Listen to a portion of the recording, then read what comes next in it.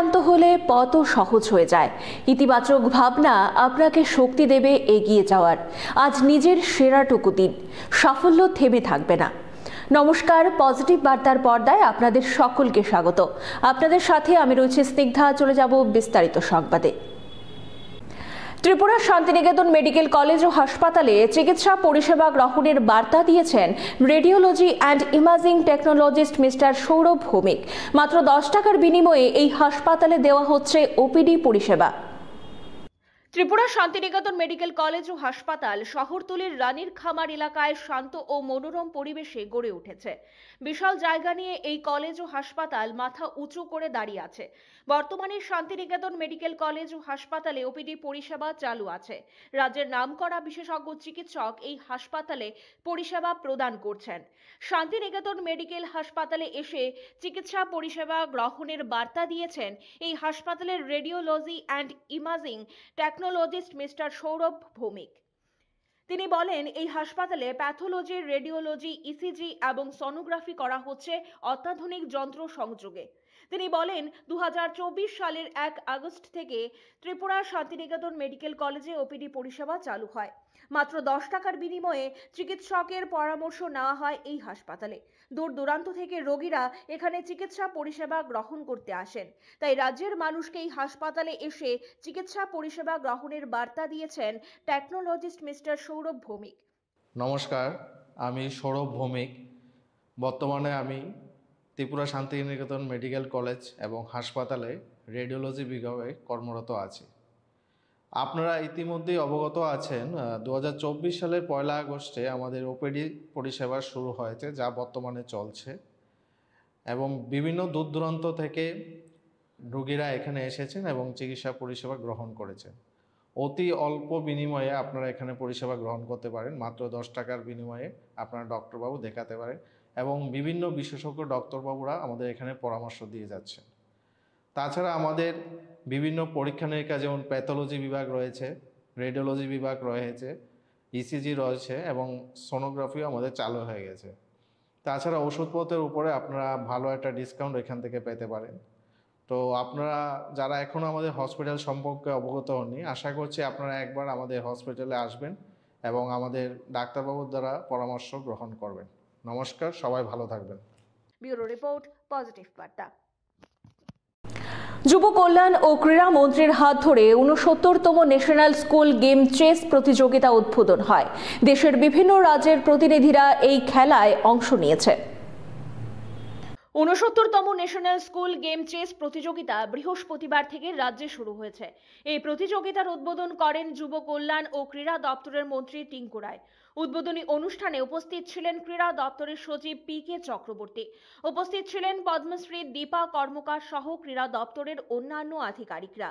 হরিয়ানা, গুজরাট, গোয়া, উত্তরপ্রদেশ, তামিলনাড়ু, দমন দিউ, ছত্তিশগড়, চণ্ডীগড়, আসাম, বিহার, অন্ধ্রপ্রদেশ প্রভৃতি স্থানের খেলোয়াড়রা এই প্রতিযোগিতায় অংশ নিয়েছে। এই প্রতিযোগিতাকে কেন্দ্র করে ত্রিপুরা স্পোর্টস কাউন্সিলের মধ্যে ব্যাপক উৎসাহ উদ্দীপনা প্রত্যক্ষ করা যায়। ব্যুরো রিপোর্ট, পজিটিভ বার্তা। শিক্ষামূলক ভ্রমণে ত্রিপুরা শান্তিনিকেতন মেডিকেল কলেজে আসলো রাধাকিশোরনগর উচ্চ বিদ্যালয়ের পড়ুয়ারা। কলেজের পরিকাঠামো দেখে অভিভূত ছাত্রছাত্রী ও শিক্ষক শিক্ষিকারা। ত্রিপুরা শান্তিনিকেতন মেডিকেল কলেজ শহরতলির রানীর খামার এলাকায় শান্তশিষ্ট পরিবেশে গড়ে উঠেছে। বিশাল এলাকা জুড়ে মাথা উঁচু করে দাঁড়িয়ে আছে এই কলেজ ও হাসপাতাল। বর্তমানে এই হাসপাতালে ওপিডি পরিষেবা চালু আছে। এই কলেজে এমবিবিএস কোর্সের পড়াশোনা চালু আছে। রাজ্যের ও বহির্রাজ্যের ছেলেমেয়েরা এই মেডিকেলে পড়াশোনা করছেন। বৃহস্পতিবার শান্তশিষ্ট পরিবেশে গড়ে ওঠা এই কলেজ ও হাসপাতালে শিক্ষামূলক ভ্রমণে আসে ঈশানচন্দ্রনগরের রাধাকিশোরনগর উচ্চ বিদ্যালয়ের পড়ুয়ারা। 10 জন শিক্ষক শিক্ষিকা এবং 38 জন ছাত্রছাত্রী কলেজের এবং হাসপাতালের পরিবেশ প্রত্যক্ষ করলেন। মেডিকেল কলেজের পরিকাঠামো দেখে অভিভূত ছাত্রছাত্রী ও শিক্ষক শিক্ষিকারা। একান্ত সাক্ষাতে পজিটিভ বার্তাকে স্কুলের এক শিক্ষক বলেন, প্রতি বছর শিক্ষা দপ্তর থেকে সামান্য অর্থ প্রদান করা হয় ছাত্রছাত্রীদের শিক্ষামূলক ভ্রমণের জন্য। সেই মতো স্কুলের ছাত্রছাত্রী ও শিক্ষক শিক্ষিকারা বৃহস্পতিবার ত্রিপুরা শান্তিনিকেতন মেডিকেল কলেজ ও হাসপাতাল পরিদর্শন করেছে। ছাত্রছাত্রীরা কলেজ ও হাসপাতালের ভেতরের এবং বাইরের পরিবেশ দেখে অভিভূত। ছাত্রছাত্রীরা ভাবী চিকিৎসকদের সঙ্গে কথা বলেছে, সেই সঙ্গে হাসপাতালের বিশেষজ্ঞ চিকিৎসকদের সঙ্গেও পড়ুয়ারা কথা বলেছে। এত সুন্দর মনোরম পরিবেশে কলেজ ও হাসপাতাল গড়ে উঠেছে, যা দেখে ছাত্রছাত্রীরা উৎফুল্ল হয়েছে। শিক্ষক শিক্ষিকা এবং ছাত্রছাত্রীরা এই কলেজ ও হাসপাতালের শ্রীবৃদ্ধি কামনা করেছেন। এডুকেশন ডিপার্টমেন্ট থেকে আমাদের কিছু অর্থ স্যাংশন হয়েছে, খুবই সামান্য। তো আমরা তো দূরে যেতে পারিনি, তখন আমাদের কাছাকাছি কি আছে, এর মধ্যে আমরা শান্তিনিকেতন মেডিকেল কলেজ, এটার সাথে আমরা 14তম মান মন্দির, এই দুইটা সিলেকশন করেছি। তো এক্সকারশন ট্রিপ বা স্টাডি ট্রিপ, যেহেতু কিছু শিক্ষার বিষয়, এখানে শিক্ষার বিষয়, তাহলে এখান থেকে যেখান থেকে কিছু শিখতে পারবে সেখানে আমার নিয়ে আসা উচিত। হিসেবে আমরা এখানে যে পৌঁছলাম, এবং আমরা আগে জানি না যে পূর্বে এখান থেকে পারমিশন নিতে হয়। আমরা এসে এখানে অ্যাপ্লিকেশন লিখে পারমিশন নিয়ে তবে এখানে প্রবেশ করলাম, এবং ছাত্রদেরকে নিয়ে আমরা হাফ মোটামুটি ভিজিট হয়ে গেছে, আর কিছু রয়ে গেছে, এটা ভিজিট করব, করে আমরা তারপর রাধাকিশোরগঞ্জ হাই স্কুল, ঈশানচন্দ্রনগর। ভালোই দেখলাম, এখানে বিভিন্ন গাছের চারা রোপণ করা হয়েছে, প্লাস এখানে বিভিন্ন ডিপার্টমেন্ট স্যার দেখালেন বাচ্চাদেরকে, বাচ্চাদের সাথে অনেক আলোচনা করলেন যে তোমরা ভবিষ্যতে কে কী হতে চাও, তোমাদের যে ফিউচার সম্পর্ক ওদেরকে জিজ্ঞেস করেছেন, তোমরা কেউ ডাক্তার হতে চাও কি না, বিভিন্ন মতামত দিয়েছেন। সব কিছু মিলে মোটামুটি ভালোই লেগেছে, এবং I am very glad to see. কতজন টিচার এসেছেন? আমরা এখানে আছি 10 জন, স্টুডেন্ট 38। ব্যুরো রিপোর্ট, পজিটিভ বার্তা। এক নাবালকের সততায় খুশি চড়িলাম বাজার ব্যবসায়ীরা। বাজারে কুড়িয়ে পাওয়া টাকা নাবালক তুলে দিল ব্যবসায়ীদের হাতে।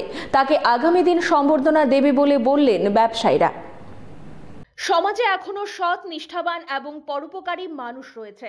তাদের কারণেই মানুষ এই সমাজে বেঁচে আছে। ভবিষ্যতে এই সব মানুষ সমাজের বুকে থাকবেন। সব মানুষ লোভী নয়, তা প্রমাণ করে দিলেন চড়িলাম বাজার এলাকার এক নাবালক। সে রাস্তায় কুড়ে পাওয়া টাকার বান্ডিল তুলে দিল ব্যবসায়ীদের হাতে। সৎ, নিষ্ঠাবান এবং পরোপকারী এই নাবালকের নাম রাহুল ঘোষ। সে জানায়, বাজারে সে জিনিস ক্রয় করতে এসেছিল। সেখানে রাস্তায় সে একটি টাকার বান্ডিল দেখতে পায়। সেই টাকা নিয়ে সে হরিমাধব দেবনাথের দোকানে যায় এবং টাকা তার হাতে তুলে দেয়। কি হয়েছে টাকা? আমি কালকে বাড়ির থেকে আইতে সময় টাকার বান্ডিলটা পাইছিলাম আর কি। তে আমি ডরাই গেছি আর কি, কাঁপতাছি। তে আমি বাজার কমিটির সেক্রেটারিটা দিছি আর কি। কোন বাজারে পাইছো? চড়িলাম বাজার। তোমার নাম কি? রাহুল। তো সেক্রেটারি হাতে দিয়ে দিছো তুমি টাকা? নাবালকের সততায় মুগ্ধ চড়িলাম বাজারের ব্যবসায়ীরা। বাজারে কুড়িয়ে পাওয়া টাকার বান্ডিল বাজারের কোষাধ্যক্ষ হরিমাধব দেবনাথ এবং সম্পাদক মাধব দত্তের হাতে তুলে দেয় নাবালক রাহুল ঘোষ। আগামী দিনে তাকে সম্বর্ধনা প্রদানের ঘোষণা করলেন বাজার কমিটির কর্মকর্তারা। হরিমাধব দেবনাথ বলেন, রাহুল ঘোষ ওনার দোকান থেকে ক্রমশই জিনিস ক্রয় করে নেন। সেদিন সে এসে বলে রাস্তায় একটি টাকার বান্ডিল দেখতে পেয়েছে। সেখানে কত টাকা আছে সে বলতে পারছে না, তাই বাজারের ব্যবসায়ীদের হাতে এই টাকা তুলে দিয়েছে। তার এই সততা দেখে মুগ্ধ হয়েছে বাজার ব্যবসায়ীরা। টাকার বিষয় নিয়ে দেখেন, আমরা এই গতকালকে বেলা 10:30 থেকে 11টার মধ্যে একটা নাবালক ছেলে, 14-15 বছর বয়স হইব, তো এখানে আপনার ওই অনুকূল ঠাকুরের আশ্রম এবং এখানে একটা জিম সেন্টার আছে, ওই জায়গার সামনে টাকাটা রাস্তার মধ্যে পেয়েছে ছেলেটা। পেয়ে টাকাটা নিয়ে বাজার আসার পর তো আমাদের দোকান থেকে মাঝে মধ্যে খরচ হয়। তখন আমাকে বললো, যেহেতু আমি একটা টাকা পেয়েছি, সেই টাকাটা এখন কী করা, তুমি প্রকৃত মালিককে খোঁজ করে টাকাটা ফিরিয়ে দাও। আমি বললাম, টাকা কত?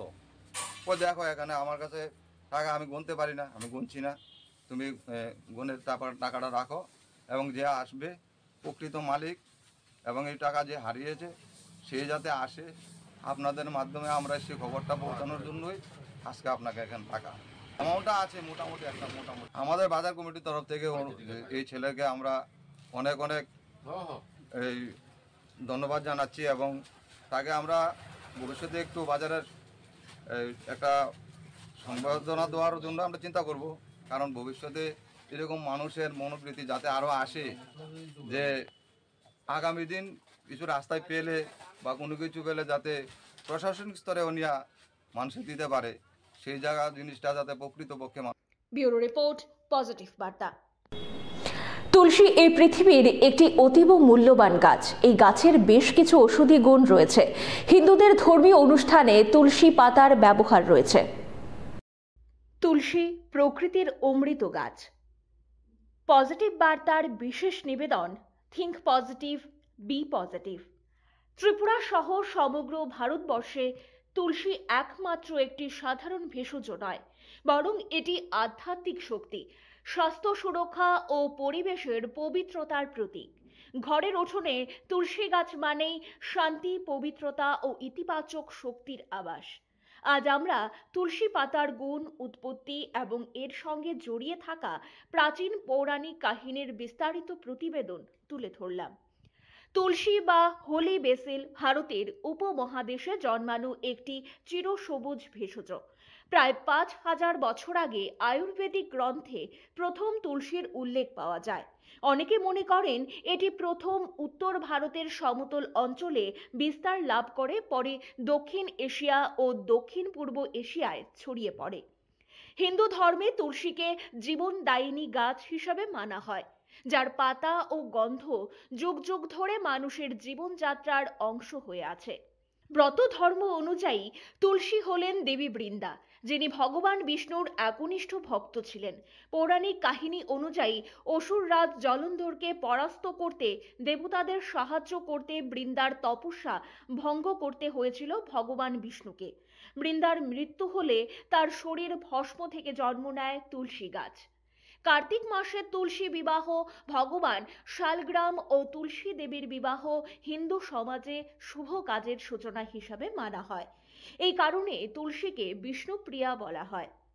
পবিত্রতা ও সুরক্ষার প্রতীক। পুরাণে বলা হয় তুলসীর উপস্থিতি ঘরকে নেতিবাচক শক্তি থেকে রক্ষা করে। এজন্যই ভারতীয় ঘরগুলোতে তুলসী আছে মানেই শান্তির বার্তা। তুলসীর ঔষধি গুণ প্রকৃতির আশ্চর্য উপহার। তুলসী শুধু ধর্মীয় নয়, বৈজ্ঞানিকভাবেও অত্যন্ত কার্যকর। এর পাতায় থাকে antioxidant, antibacterial, anti inflammatory, anti stress যৌগ, vitamin A, C, K, calcium, iron ও জিঙ্ক। এই গাছের প্রধান উপকারিতাগুলি হল সর্দি, কাশি ও শ্বাসকষ্টে উপকারী। তুলসী পাতার রস গলা পরিষ্কার করে, কফ কমায় এবং শ্বাসযন্ত্রকে শক্তিশালী করে। রোগ প্রতিরোধ ক্ষমতা বৃদ্ধি। প্রতিদিন সকালে 4 থেকে 5টি তুলসী পাতা খেলে ইমিউনি সিস্টেম শক্তিশালী হয়। মানসিক চাপ কমায়। তুলসীর সুবাস মস্তিষ্ককে শান্ত করে এবং কর্টিসল হরমোন কমিয়ে মানসিক চাপ দূর করে। ডায়াবেটিস নিয়ন্ত্রণে সাহায্য। রক্তে গ্লুকোজ কমাতে তুলসী প্রাকৃতিকভাবে কার্যকর। ত্বক ও চুলের যত্ন। এর অ্যান্টিঅক্সিডেন্ট ত্বকের উজ্জ্বলতা বাড়ায় এবং চুল পড়া কমায়। পেটের সমস্যা দূর করে। তুলসীর চা বদহজম, গ্যাস ও বমি ভাব কমাতে সহায়ক। পরিবেশের জন্য তুলসীর অবদান প্রচুর। বাতাস থেকে ক্ষতিকর গ্যাস শোষণ করে, অক্সিজেন উৎপাদন বাড়ায়, ঘরের আশপাশের পরিবেশকে বিশুদ্ধ রাখে। বৈজ্ঞানিক গবেষণায় দেখা গেছে তুলসী গাছ বাতাসের ইথাইল অ্যালকোহল এবং কার্বন ডাই অক্সাইড শোষণ করতে সক্ষম। আজকের প্রেরণা হলো তুলসীর মতো হন। তুলসীর মতো আপনিও হতে পারেন শান্তি ও সুরক্ষার উৎস। নিজের চারপাশে ইতিবাচক শক্তি ছড়িয়ে দিন। ছোট গাছ হলেও তুলসী অসাধারণ উপকার করে। আপনিও ছোট কাজ দিয়ে বড় পরিবর্তন আনতে পারেন। Think positive, be positive, positive বার্তা। রাজ্যে ক্রমশ ঘনিয়ে আসছে শীত। দিনের পর দিন পারদ ক্রমশই নিম্নমুখী হচ্ছে, বাড়ছে উত্তরের হাওয়ার দাপটও। এদিন দিনের সর্বোচ্চ তাপমাত্রা ছিল 24 ডিগ্রি সেলসিয়াস আর সর্বনিম্ন তাপমাত্রা ছিল 16 ডিগ্রি সেলসিয়াস। ত্রিপুরায় ক্রমশই ঘনিয়ে আসছে শীত, পারদ ক্রমশই নিম্নমুখী হচ্ছে, বাড়ছে উত্তরের হাওয়ার দাপটও। বৃহস্পতিবার দিনের সর্বোচ্চ তাপমাত্রা ছিল 28 ডিগ্রি সেলসিয়াস আর সর্বনিম্ন তাপমাত্রা ছিল 16 ডিগ্রি সেলসিয়াস। আকাশে হালকা মেঘ ছিল, তবে বৃষ্টির কোনো সম্ভাবনা আপাতত নেই। উত্তরের হাওয়ার গতি 4 থেকে 11 কিলোমিটার প্রতি ঘন্টা। বাতাসে আপেক্ষিক আর্দ্রতা ছিল সর্বোচ্চ 79% আর সর্বনিম্ন 55%। দমকা হাওয়া ছিল 22 কিলোমিটার প্রতি ঘন্টা। সন্ধ্যার পর দমকা হাওয়ার গতি বাড়বে। আকাশে হালকা মেঘ রয়েছে। দিনে আবছা রোদ প্রত্যক্ষ করা যায়। রাতে হালকা কুয়াশা থাকবে আকাশে, তবে রাত যত গভীর হবে তত বেশি শীত অনুভূত হবে। শুক্রবার দিনের সর্বোচ্চ তাপমাত্রা থাকবে 28 ডিগ্রি সেলসিয়াস আর সর্বনিম্ন তাপমাত্রা থাকবে 16 ডিগ্রি সেলসিয়াস। আকাশে কিছুটা মেঘ থাকলেও রাতের আকাশ পরিষ্কার থাকবে। অগ্রহায়ণ মাসের শেষ দিকে রাজ্যের শীতের দাপট বাড়বে বলে আবহাওয়াবিদরা জানিয়েছেন। ব্যুরো রিপোর্ট, পজিটিভ বার্তা। এখনকার মতো সংবাদ এই পর্যন্তই। পরবর্তী সমস্ত সংবাদের জন্য চোখ রাখুন পজিটিভ বার্তার পর্দায়। Think positive, be positive, positive বার্তা।